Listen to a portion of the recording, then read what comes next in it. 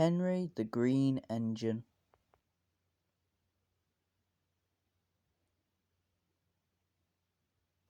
by Rev. W. Awdry. Dear friends, here is more news from the region. All the engines now have numbers as well as names. You will see them in the pictures. They are as follows: Thomas 1, Edward 2, Henry 3, Gordon 4, James 5, Percy 6. Then I expect you were sorry for Henry, who was often ill and unable to work. He gave Sir Topham Hatt, who is of course our fat controller, a lot of worry. Now Henry has a new shape and is ready for anything. These stories tell you all about it. The author. Coal. I suffered dreadfully, and no one cares. Rubbish, Henry, snorted James. You don't work hard enough.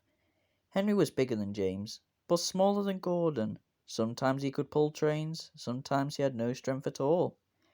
The fat controller spoke to him too. You are too expensive, Henry. You have had lots of new parts and new paint too, but they've done you no good. If we can't make you better, we must get another engine instead of you. This made Henry, his driver, and his fireman very sad. The fat controller was waiting when Henry came to the platform. He had taken off his hat and coat and put on overalls. He climbed to the footplate and Henry started. Henry is a bad steamer, said the fireman.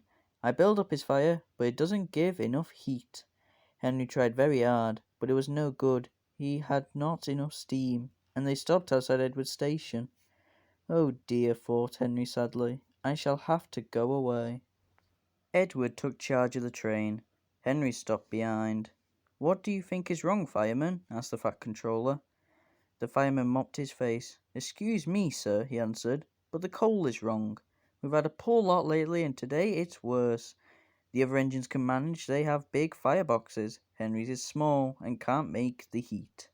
With Welsh coal, he'd be a different engine. It's expensive, said the fat controller thoughtfully, but Henry must have a fair chance.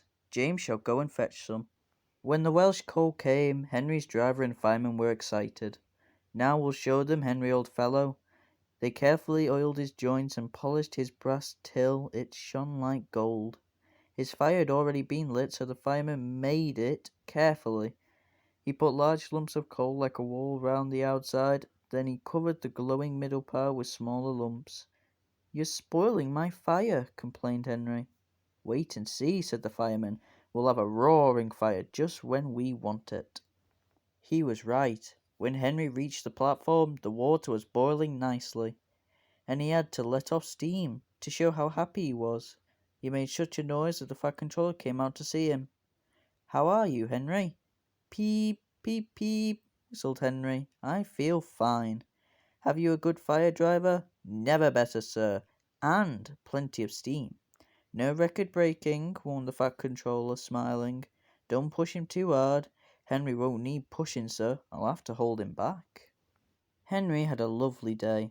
He had never felt so well in his life. He wanted to go fast, but his driver wouldn't let him. Steady, old fellow, he would say. There's plenty of time. They arrived early at the junction. Where have you been, lazy bones? Asked Henry, when Thomas puffed in. I can't wait for dawdling tank engines like you. Goodbye. Whoosh, said Thomas to Annie and Clarabel, as Henry disappeared. Have you ever seen anything like it? Both Annie and Clarabel agreed that they never had.